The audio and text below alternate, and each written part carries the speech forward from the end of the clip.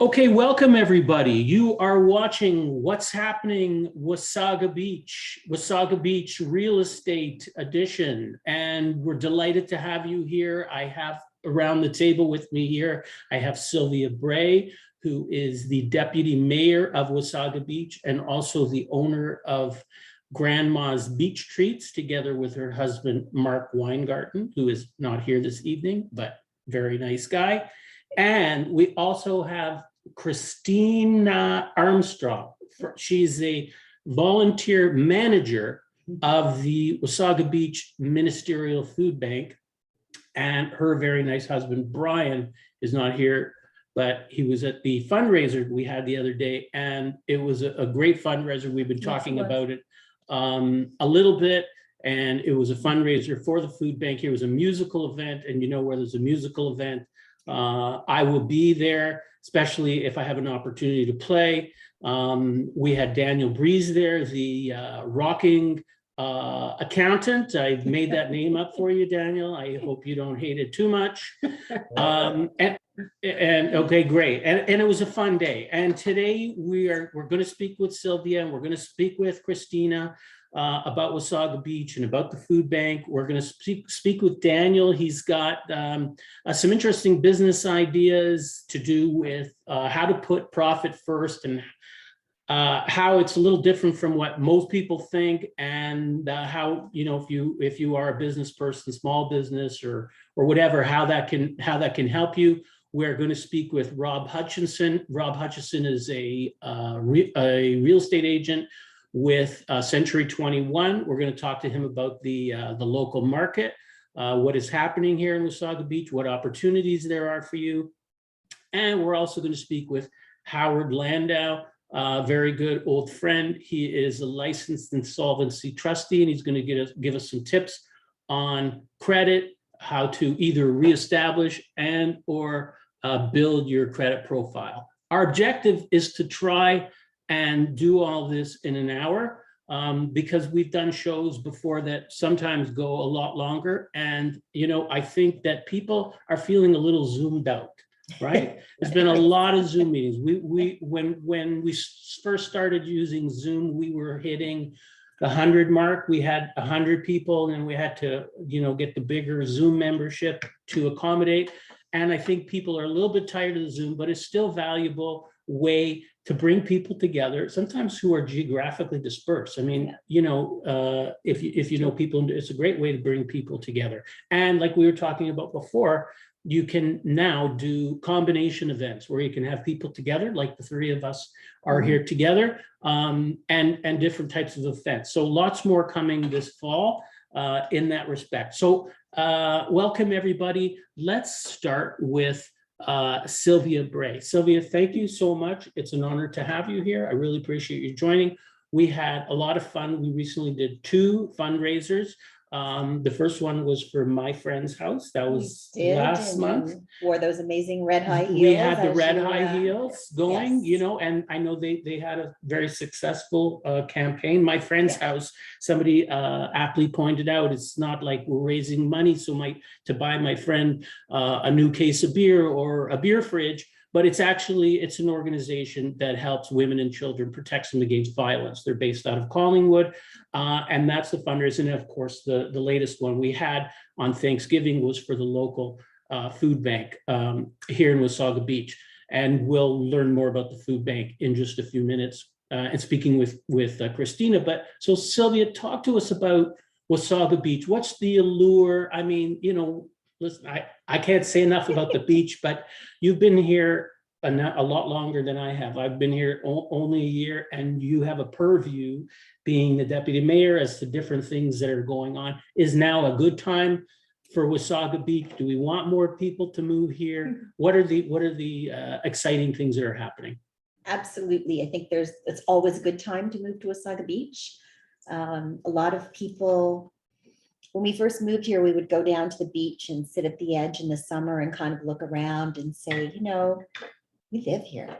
Like all these people, they save their vacation, they save their dollars, and they come for 1 week, 1 weekend, you know, every year. We're here every day. And, it's a little bit different once you get working and your kids go to school and you live in the subdivision. You don't spend every day down at the beach like we probably did the first summer, but it's still beautiful. You walk out at night and you can see stars to infinity, Yeah. and beyond. Yeah. You go down to the beach and just the quiet, the waves, the water, the sand, the parkland. More than half of our town is actually owned by Ontario Parks. So I think we just live in an absolutely beautiful part of Ontario and Canada. Yeah, that's awesome. Now, the downtown or the beachfront is an area, isn't it? It's a very interesting area because I mean, there's a kind of a nostalgia to it, but at the same time, it's pretty rickety and can definitely use some improvements, I think. So, what's the plan for So there's the number beach? of buildings. There was a fire a number of years ago, Right. probably close to 15 now, that took out a number of buildings. A lot of the buildings were built in 20s, 30s, 40s. There's lots of history available, but they were built as seasonal buildings. So the Dard, for example, is one of the older dance halls. It's got great history. There's some people that would love to preserve it, but it was built as a barn. A few years ago, there's 5 trusses that hold it up, and a couple of them failed because of the weight of the snow on the roof in the winter. So I think we're at that community in transition. What's the name of that building? The Darn? Dardanella. The Dardanella. Dardanella was the Okay, I'm sure I'd recognize it to see it, but I'm just not sure what that is. So is there any hope or wish to preserve some of the buildings that have maybe some historic value or not really? I think parts of the buildings will be restored. Certainly the history can be, recorded, parts of it can be saved. Apparently there's a time capsule over in Beck Square that people remember during. Right, okay. So yeah, I think parts of the history can be preserved. Part of the buildings, I'm not sure, because the structure just wasn't built to last 100 years. It Right. wasn't, it's wooden, not concrete. Yeah. There's a number of things that certainly make preservation very, very expensive. Yes. And then you look from a planning perspective, is it the best use for the land? Well, a lot of that, is determined by who owns the land. Right. And right now I can say the town is working on a memorandum of understanding with Slate Asset Management to redevelop the beachfront. Okay. So, we've seen very high level, we've all seen, it's public knowledge, plans that they presented. They won through an RFP process. Nice. Okay. It's taken us 2 years to get here. Mm-hmm. And they've gone home and they're doing the due diligence, and they're going to come back and basically say what makes sense from their perspective. Okay. And hopefully that will mesh up with the plans that we have in place, because there is a downtown master plan kind of saying what can and can't be built down there. Right. And the end result, we hope, will be world-class destination for residents, obviously, but for the community, for the people that visit us. Okay, well, that's So very exciting nice. times. Yeah, that's nice. Change is coming. I mean, my wife and I, we go to the beach almost every day to walk. And, we just feel amazing to be able to do that, right? It's kind of a majestic experience to be able to do that every day. So don't stop. Oh, yeah. I hope it'll continue to be as inviting, even once the changes are made. I know there's improvements can be made for sure. And I know with the leadership that we have in place with you and Nina Bilfacci and all of the counselors, that I'm confident that good decision, and that there's no shortage of vocal residents too, right? The residents are vocal, and nowadays with social media and different things, people's opinions, I think are definitely getting out there. They are, and you tend to get a better result when you get a little bit from you and a little bit from me and a little bit. The discussion at the table is greater if we all come with different ideas rather than all just. Yes, for sure. Good to have input and strong leadership like we have. So now, so what else? I mean, I've heard about the twin pad arenas, and I mean, in your mind, what are some of the highlights that people who are, let's say, watching, they're currently living out of town and thinking, I'd like to have either a second home, or I'd like to move to a small town like I did. You know, I've had enough of the big city.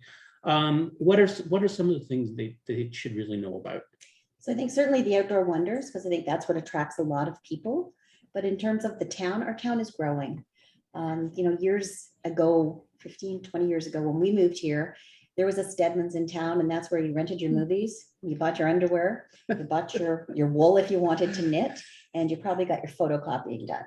Right. You know, and there was no Walmart, there was no 24-hour Foodland, there was no, certainly not the choice we have in fast foods and restaurants. And so our town is growing, you know, and it's transitioning a little as we grow. We're certainly growing in different nodes. There's kind of that west end. You know, I live closer to 45th Street, and we have a superstore and a liquor store, and right. You know, a number of other options. But you also have similar things down here at the East End, and we're 10, 12 kilometers apart. Right. Yeah. You know, so we don't have that traditional quaint downtown that we could walk. I know last term of council, there was real desire to build a downtown. But as a business owner, I kind of, you know, shook my head and said, I don't think we can afford to build it in today's dollars. Right. Because I know what I sell 12 months of the year. And there still is a real seasonal aspect to many of the businesses up here. And it's hard to be investing in today's real estate market, you know, with seasonal fluctuations, because the bank, Mr. Mortgage, they want me to pay them 12 months of the year, not just the 8 that I'm doing really well. Right. So- And we have a population now of, I think, what is it, around 22,000 people thereabouts. So 22,000, and I heard there was a casino that was at one point, and when COVID hit, that was put on hold. Is that still being considered, you know, or? My understanding is I know the building permit has been issued, so the casino is a go. It will be built at the west end of town, kind of by the roundabout at Beechwood. Yes. If you drive by there, there's trucks rolling and ground being stamped and pipes and, you know, sewer, water, things are going in out there for sure. Right. So it absolutely did get put on hold. It actually got downsized a little bit. And, you know, the discussion came back to the table when they said, oh, you know, it's a little bit smaller. And I think that casino business, I mean, they haven't been open for 18 months. So certainly their revenue stream is not what it was when they initially signed up to build this casino in Wasaga Beach. But I think as patrons, our demands or our requirements are different.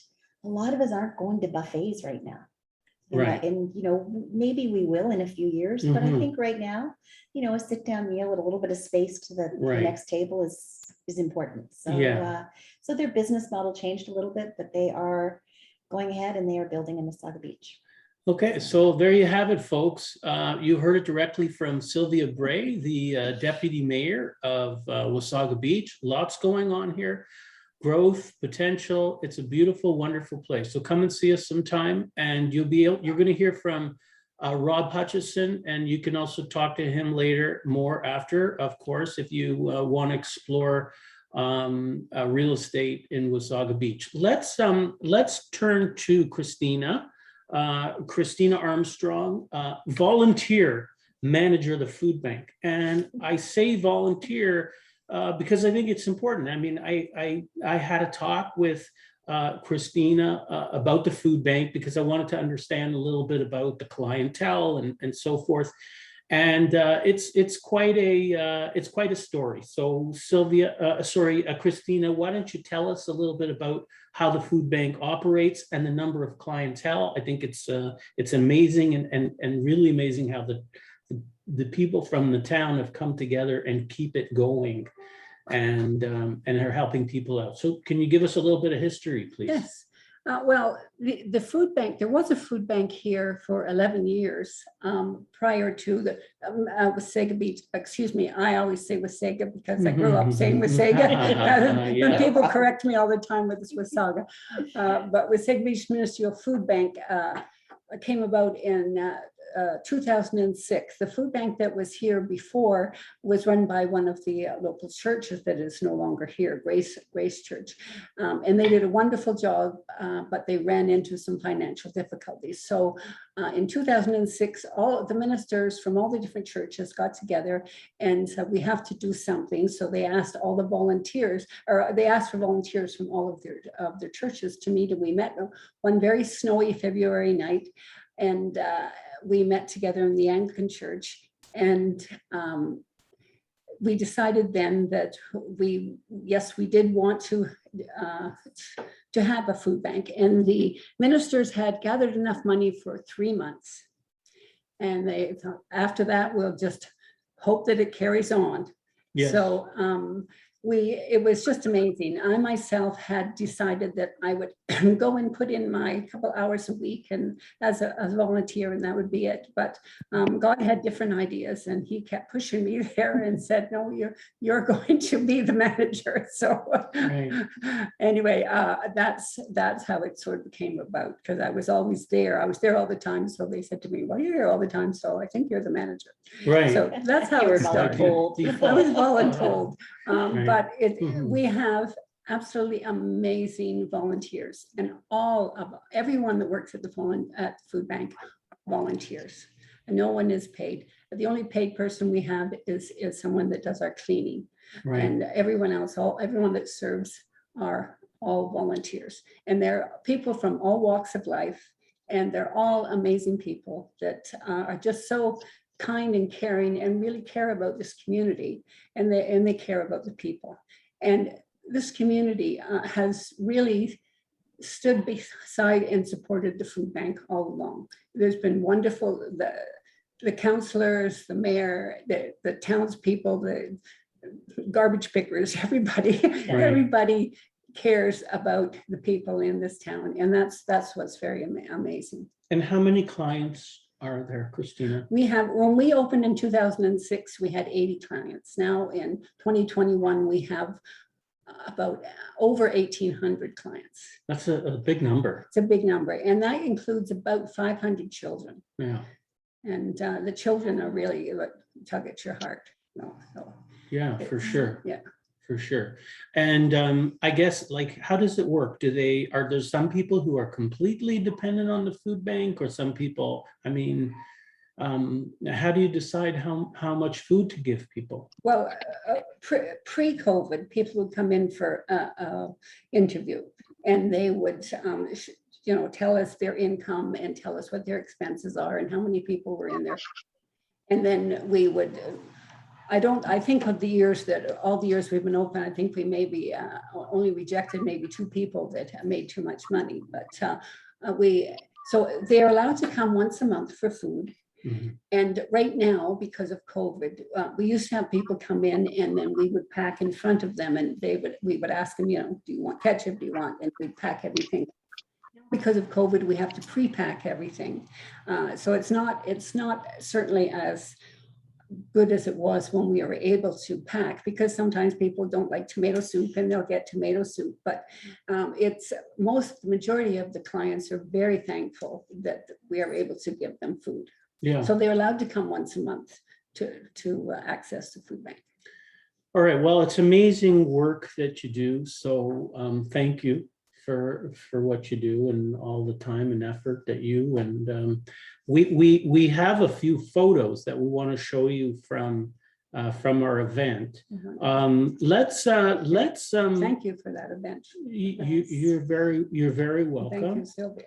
Yeah, Grandma's Beach Treats was very generous, Yes, contributing $2 for every ice cream. I'll tell you, people consume a lot of ice cream in this town on a sunny winter day. Oh yes, for sure. And Daniel Breeze also he contributed by playing some of his amazing music. He did an awesome set. So let's bring Daniel into the conversation. I'm just asking Daniel.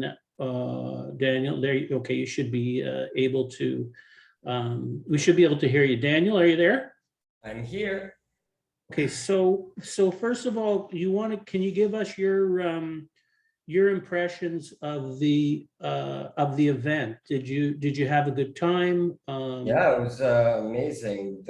I'm not surprised that people had so much ice cream. It was a beautiful day too. Yeah, and we took some of those delicious butter tarts home. Everybody loved those as well. And yeah, it was a great event. Thank you for having me. Oh, there's the photos.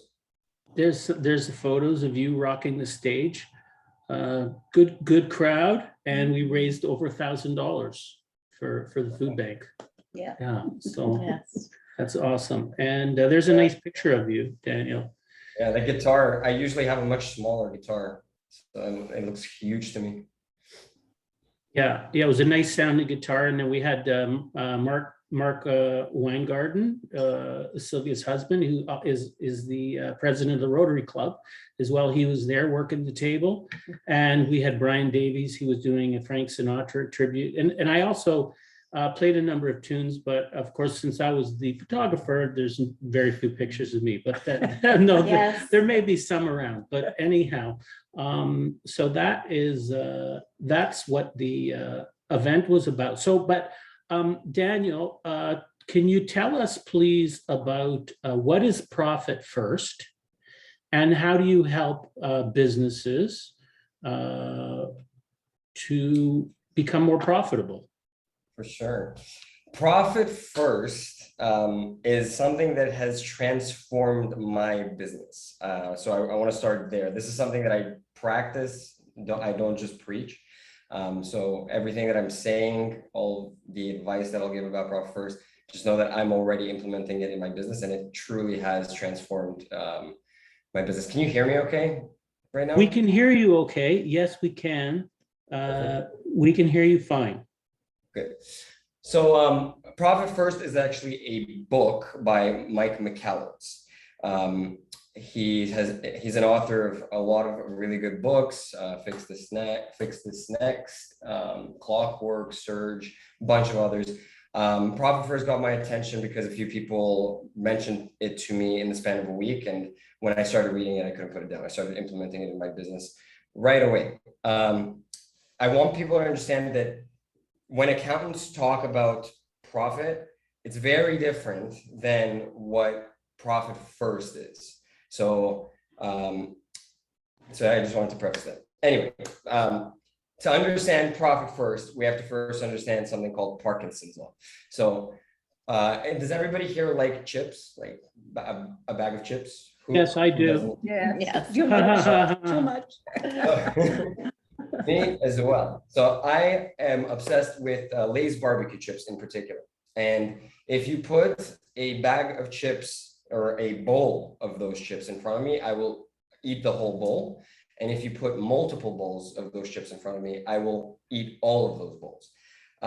That is Parkinson's law. So what is exactly Parkinson's law? I'll define it. It is as supply increases, our consumption of that supply increases as well. So we're all taught in business school that as demand increases, we need to increase supply to match the demand. But in this case, sometimes when supply increases, we actually consume more of that. And the bag of chips that I was talking about is a perfect example of that. In business, for money management, business owners tend to log into their bank account, check if there's money in the bank. If there is, they'll spend it. And if there isn't, they'll panic. And the problem with that is when they look at their bank account and they see the cash in there, they don't have a good understanding of how much cash there needs to be to reserve for taxes or for payroll or for all of the various aspects of their business.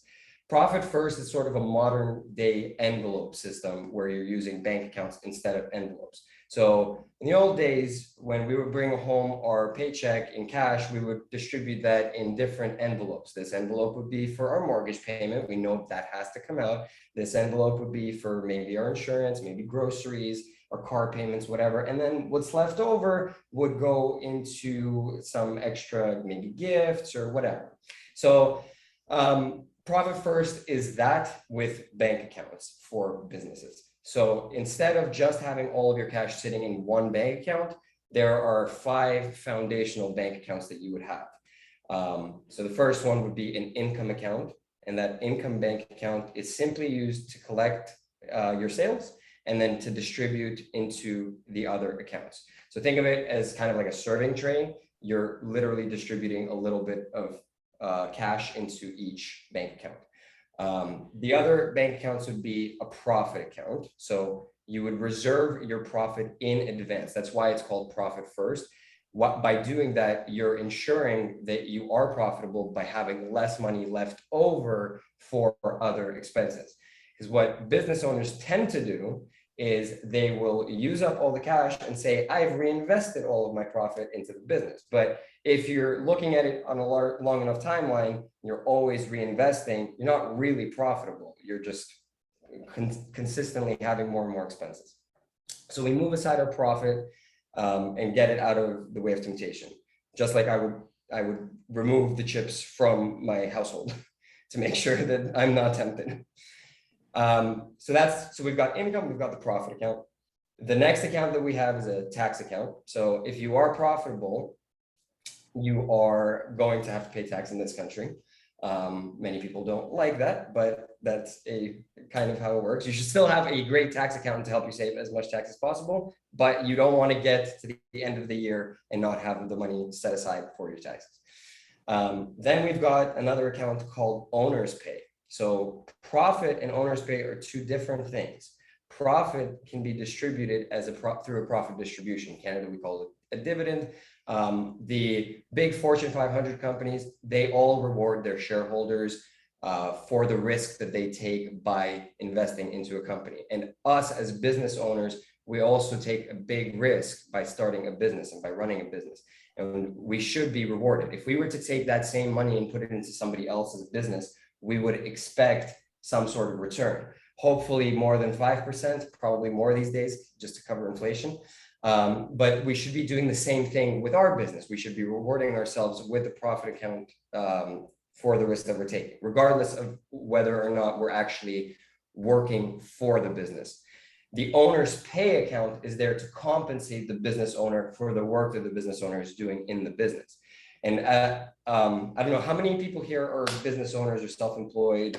Show of hands. All right. So we got some. So owners They can comment if they want that they're a business owner. And of course, people are encouraged to ask questions of any of the guests in the chat. Absolutely, please. And by the way, I am a profit first professional. After I read the book, I really fell in love with the system and I wanted to become certified in it. So there is a certification process. Because I'm certified, I can offer anybody who wants it the first 2 chapters of the book for free. So just putting it out there, if anybody wants to get a glimpse of it, let me know. And then we're starting to share our screen now.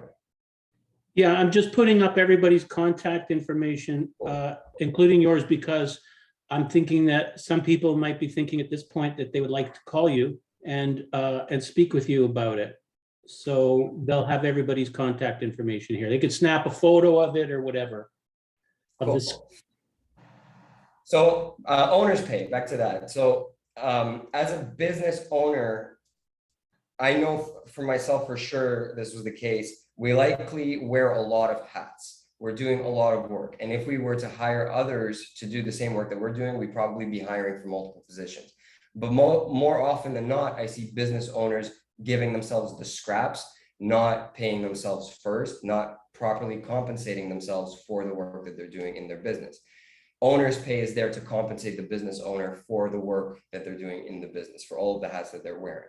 As the business grows, as you start to hire more people, the amount that you will put into owner's pay will decrease over time because you're going to be paying others to do the work. But the profit distributions will still be there to support you as an investor in your business. And then the last account, the 5th account, so we talked about income, profit, tax, owner's pay. And the last account is your operating expense account. So that's what you truly have left over to run your business. And what I find what happened in my business when I first implemented this is we get a huge reality check when we see how much money we should be spending on our business and how much we truly are spending. And it's when I talk to clients about this and show them this system for the first time, I always see a light bulb go off. They finally understand why their accounting profit looks great on paper, and they always seem to have to pay tax, but there's no cash left in the bank. And they never can reconcile that. Profit First helps them understand why that truly happens. So that's really Profit First in a gist. It's definitely a lot more nuanced when you start to implement it in your own business. But if you want to use this system, I highly encourage everybody to read the book, Profit First. Again, if you want the first 2 chapters, happy to give that away for free. And if it's a nonprofit, there is a separate book called Purpose First as well. The principles still apply. You're pretty much using fund accounting to make sure that you've got enough cash in all of the different envelopes of your business. But obviously, as a nonprofit, profit is not the main concern. Purpose is. So for nonprofits, I encourage you to pick up the Purpose First. Okay, so Daniel, I think a lot of people think that accountants really are just there to do taxes. I mean, tax accountant is, everybody calls their accountant once a year. Okay, here's my shoebox full of receipts, but it's more than just that, right? I mean, I know you do, you can organize bookkeeping for people all year round, and I think you work with a lot of fitness pros and online.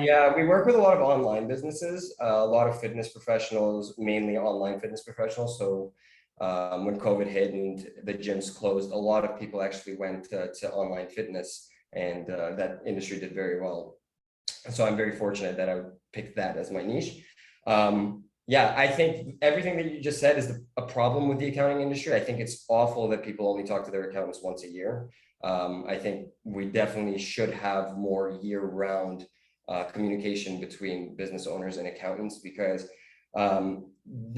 people should be talking to their accountants before making big financial decisions. And often I see them make a big decision, and then at the end of the year, the accountant tells them, oh, well, now you have to suffer the consequences of that decision, and there's nothing I can do because you've already made it. We do things a little bit differently. We don't just take on clients. Well, I should say we rarely take on clients that want to work with us once a year. The vast majority, I'd say 99% of our clients, we work with on a monthly basis, and they have unlimited meetings with us year round. So whenever they feel like they need a meeting with their accountant, they can book one, and that way we can make sure that they're communicating with us before they make big financial decisions. And because we're working with them year round, and we're also doing the bookkeeping, we keep real-time books, which means that we have the data to support the decisions that we're making. So we're not just making decisions based off of emotion, and we're not making decisions based off of estimates either. We're actually making decisions based off of concrete data. Okay, it makes sense. I'll just mention again that if anybody has questions for any of the guests, presenters, feel free to post your questions. I will put up from time to time the contact information of everybody, so snap a photo of it if you like when that's up on the screen.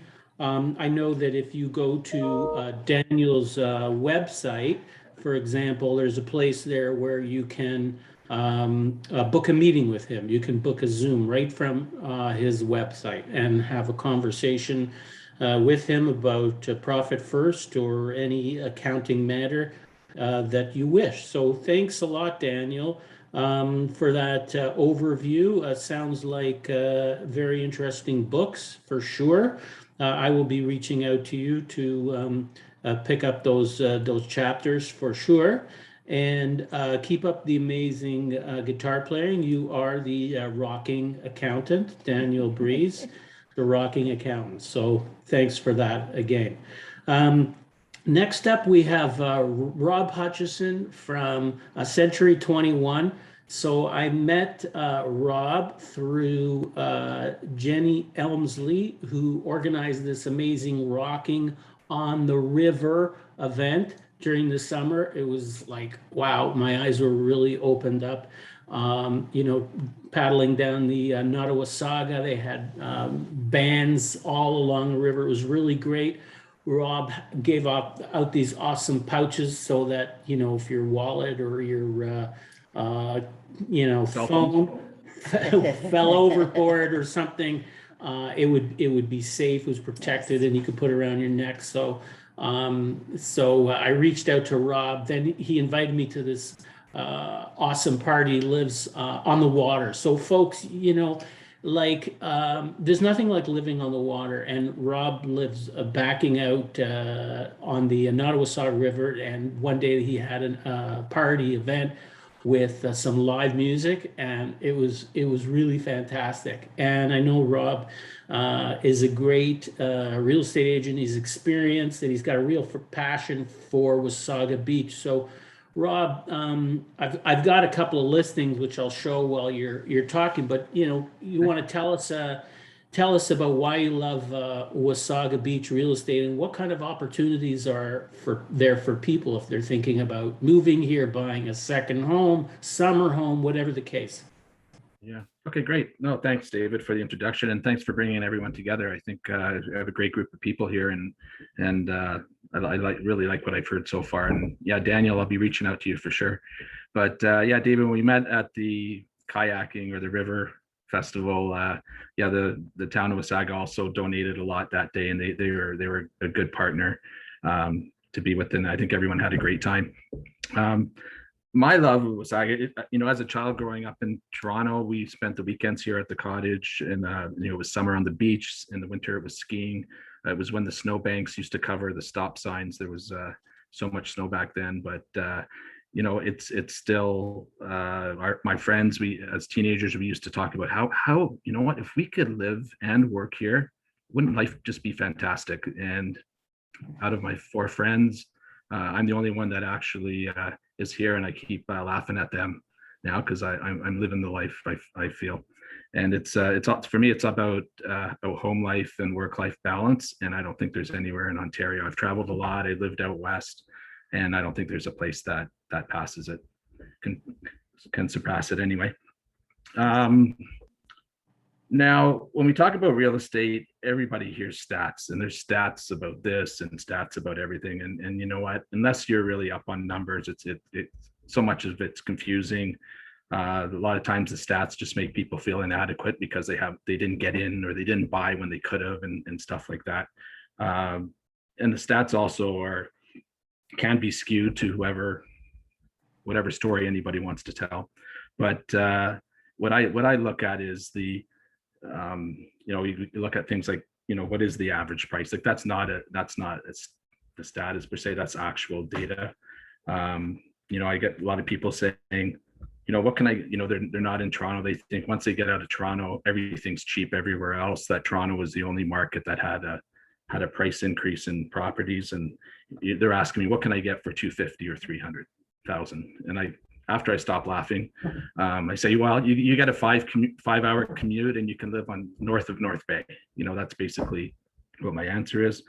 But then they're wondering what our price is going to come down. We all, I think, hear different stories, different ways. But right now with the low interest rates, the cost of new building materials, the cost of building new homes, the supply, the lack of materials, stuff like that. Ultimately the prices aren't going to come down anytime soon. That was how I feel. And I think it goes back to the basic. You can look at all the stats, but it's really the supply and demand. Yeah, right, Daniel. It's the number of new people coming. Canada is still a beautiful place for other countries to relocate, people from other countries to relocate to. So there's a huge influx of people and money. And, so when we go back to the law of supply and demand, there's still the number one underlying fact is that there is a shortage of houses. We're probably talking 30% of the normal average long-term supply. So Wasaga at around, I think David and I talked about this the other day, and when I started looking at my stats, I realized that the average price is just under $700,000. I think we're hitting new highs all the time, and with the fact that there is still a shortage, there's no reason why the house price would go down. The technology, people leaving the city and being able to work from home. A sister of mine who's with the city of Toronto was just told she can live, because of technology, she can now still work for the city of Toronto, but live anywhere in Ontario. So that's it. And Amazing. she's not the only one, right? So anyway, those are stories we've all heard. Yeah, so 700,000. Dave, do you have those pictures? Yeah, let me bring those up again. Absolutely. I'll take a look at those. So yeah, we know we're 700,000. The average home we look at now is a 3 or 4 bedroom home with 2 or 3 bathrooms. You know, a detached home. We have a couple of pictures. One is Okay, so there's 42 Silver Birch and there's 26 72nd Street. yeah. So Silver Birch is more of a subdivision home. It's you know, a newer home that's well kept. It's 3 bedrooms, 3 bathrooms. It sold for $699. It asked and sold for $699. So it has all the benefits. It's a You can newer see the place. you can see the photo. Can you see the photos, Rob, now that I'm displaying? I can't. You don't see photos on the screen? No. Okay, yeah, I'm Okay. on my screen, they're flashing, but It anyway. says that it's loading. It says that you started screen sharing, but Oh, you know, I wonder if it's because there was a lot of pictures attached to it. Maybe Yeah, that's I'm not sure. okay. Sure, the technology is not perfect, but anyhow. We're getting there. It's not Loading. stopping anyone. And then the other one that's on 72nd Street, which is closer to the beach. And you know, it's again, that's a 4 bedroom, 2 bathroom home, sold for $710, and that was in the last couple of months. So what I'm seeing is that people, because of technology and moving and affordability, they want, even at $700,000, it's relatively inexpensive compared to Barrie. It's not that much cheaper than Collingwood, but it's still, you know, an attractive price. So people aren't so much looking for a second or a cottage property as they are as a home, is what I'm finding. You know, what they want in the home is, a lot of them are looking for the single floor living. So there's less stairs, where laundry and everything, like a bungalow ranch style, where everything's on the main floor. It also makes it a little easier access for the aging population and people who don't want to negotiate the stairs anymore. Big demand is for the in-law suites, or having a separate apartment helps with the mortgage. It's also for in-laws to come in and actually live with their kids and their families. Are there many of those around, Rob? You'd be surprised. Yes, yeah, there are. And there's different bylaws and different considerations around whether it's an actual legal apartment, as opposed to just having family live with you and having them set up kind of living quarters. So we're finding a lot. There are a lot, and especially the way they're designing the houses now is that the basements aren't. It's easy to, you know, upgrade the basement and finish them, and they're high ceilings, so you're not feeling as cramped. You know, the larger windows, lots of light, stuff like that. So the basements are becoming a lot more functional and not just a place where you store your kids and stuff like that.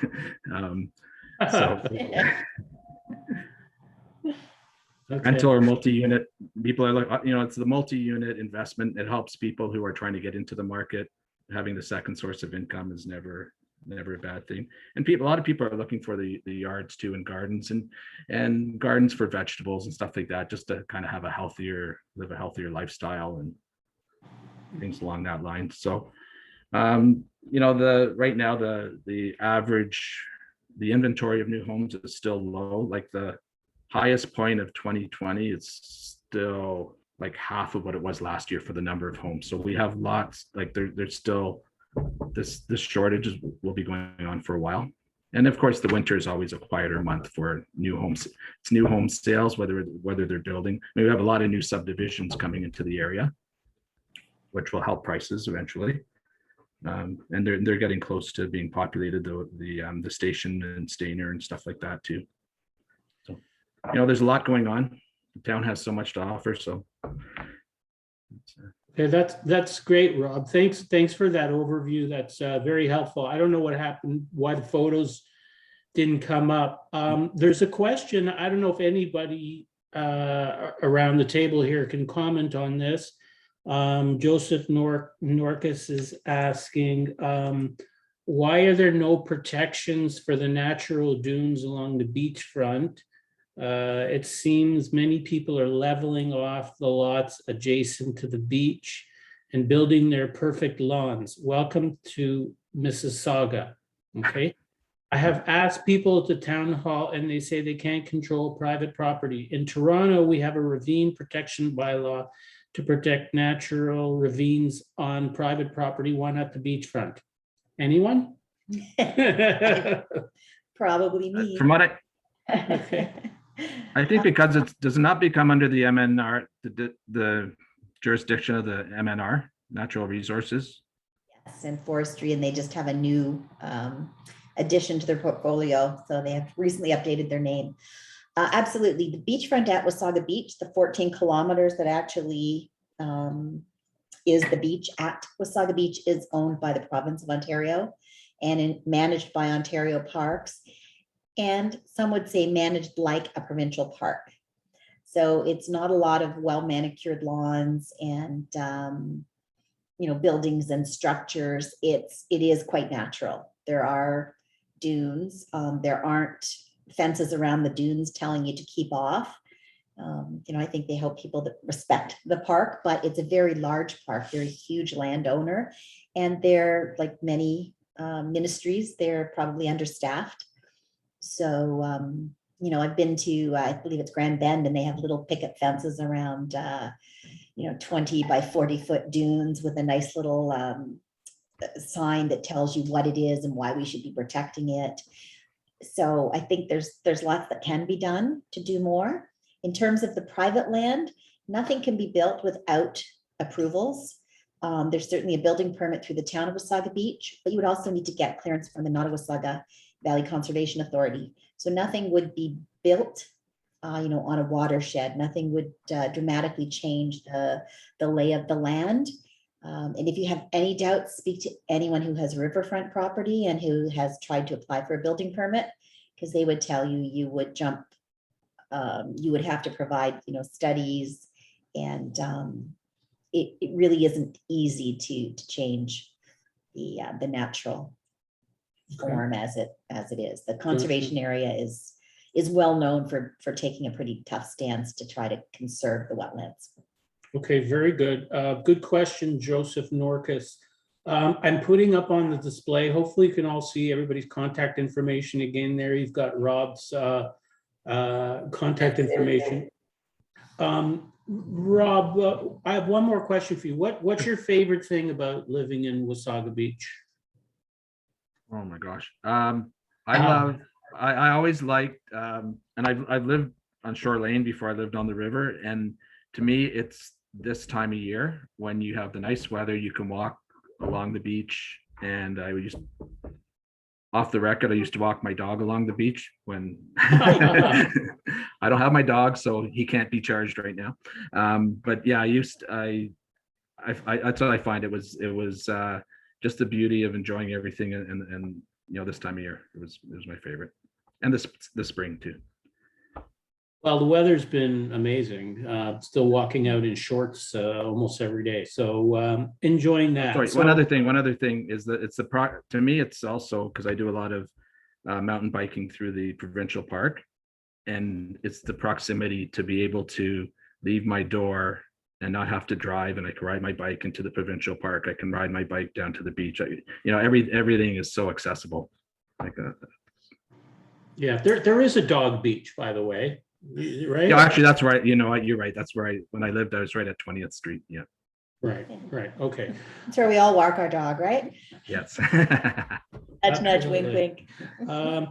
So I was somebody sent me a message. They still couldn't see anything. I just wanted to make sure that I don't know that you were at least able to see people's contact information. Were you all able to at least see the slide that have everybody's name and contact information on it? Yes, no, maybe. No, it No. popped up right before you closed it back, so it was loading for a while. Oh, even Patricia? that one. Okay, so I'll try that one more time. And we're going to bring my good friend Howard Landau in to talk to us, because the reality is that times have been tough for some people, and some people are having trouble making ends meet. And then they get freaked out, and then they call a guy like Howard. Howard, I'm wondering if can you hear us, Howard? Are you with us? Have we lost Howard? Here, I'm unmuted now. You had muted me because I Okay, think I you're was beginning. Okay. Apologies. Okay, Yes. so Can you hear me? before you answer the question, Sure. can you tell me, please, can you see the screen that shows everybody's contact? I'll just leave it up, I guess. Maybe it'll Yes, eventually, oh, I you can can. see it. Okay, so I'm gonna leave it up now. We're not gonna be able to see, well, I can't see your nice face, but, well, actually I can in a small box. So tell us, so what's it been like, Howard? You know, we've heard that some of the CERB is going to be cut back. Right. Have you been getting calls from people, and how can you help people? So I'll first of all say thank you, David, again, for, keeping me in mind. I feel that COVID especially, it's great to have someone like you to make sure that people are out there and know that there are people that can help you, and we're not isolated. And I'm a perfect example of that. I've been working throughout this time. And to answer your question, I've been getting calls throughout COVID from people who are wondering what's going to happen when, I guess, when the subsidies or whatever, the band-aids are removed, if you will.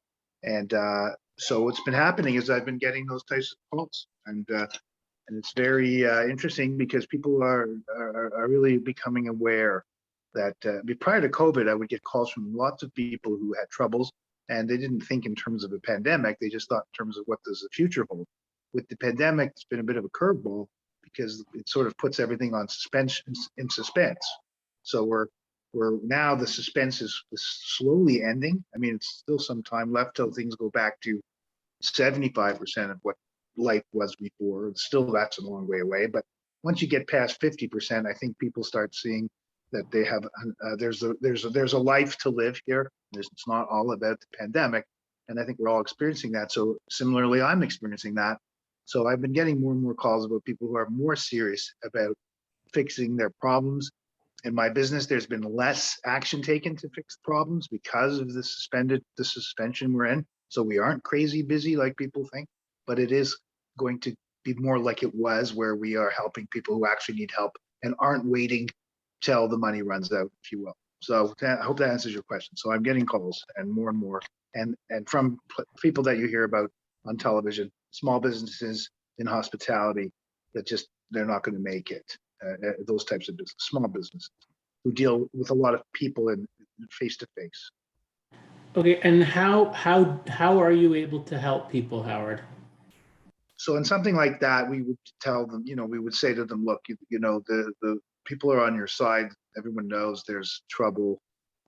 Talk to your creditors. If they won't write off their debts, then we'll put you through some type of a bankruptcy or bankruptcy settlement, which is a proposal, so that this is not going to hold you back, and you just move forward, just as we would prior. So I'm a licensed trustee, and that's what I do. I put people into protection from their creditors and explain to the creditors why they're not getting paid. People's credit gets messed up, which is one of the reasons you've asked me to come on here. And as a result of that, that's basically their only problem, because they were able to move forward.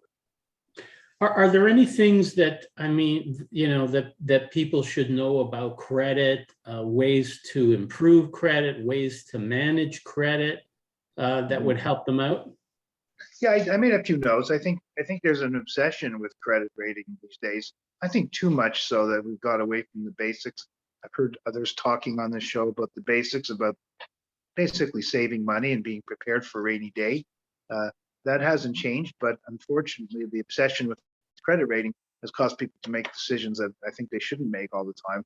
we should stick to the basics. But the quick ones I wrote down, this is just, my contacts are there. There's so much to talk about. My contact information is there, but I'll just tell you quickly, check your credit if you can regularly, and don't rely on Credit Karma and Borrowell. I'm sorry if somebody works for those companies. Go straight to the sources, which is Equifax and TransUnion.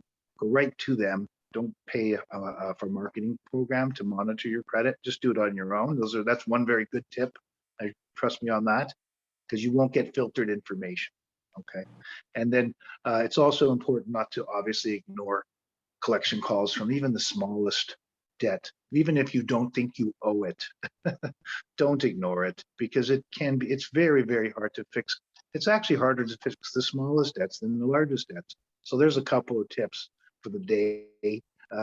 Generally, the rest of them are boring tips that your parents told you. Work hard, save your money, pay your bills on time, build your net worth, be stable, and watch how great things unfold. So you already knew those things. You can't rely on me for that, but I don't mind saying it because that's very important. So, like I said, David, you asked very good questions as always, and those are the things I'll throw out there. Tips for the day. But as I said, this is what I do all day. If you call me and say, you mind if I ask you a question? My answer's going to be, this is all I do. So please ask away. Okay, so I just want to confirm, is everyone able to see all the contact information now? Yes, okay, good.